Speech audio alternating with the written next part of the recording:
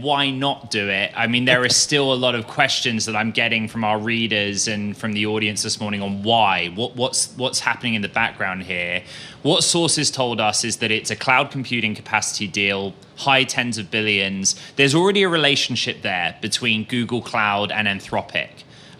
Both in terms of compute capacity, you can access Anthropic's models through one of Google Cloud's platforms.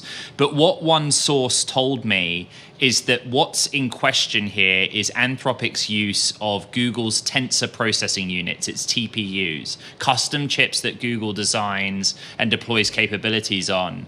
And the reason that's interesting is that Anthropic has another big investor called Amazon. And Amazon also has custom chips that we believed Anthropic was using.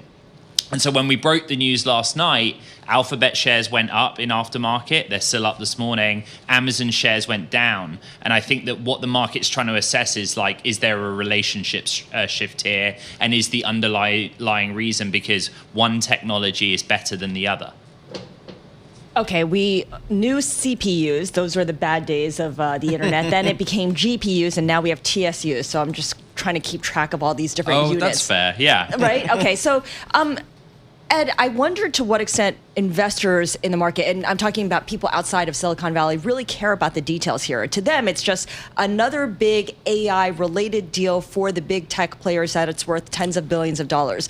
Do the details at this point make any difference? Yeah, for three reasons. The one we just discussed, like, is this story, if the reporting is accurate, a reflection that Google's chips are better than Amazon's chips as one case study? The bigger picture is the bit you open with, which is capacity, generally speaking. We keep getting all of these multi-billion or tens of billions of dollar deals where an AI company that's working on models contracts with some kind of technology company, either a chip provider directly or a cloud company, for capacity. And the question is, like, are we actually going to need all of that? Going into earnings next week, because remember, Alphabet and Amazon report next week, like it's a critical stakes moment in time.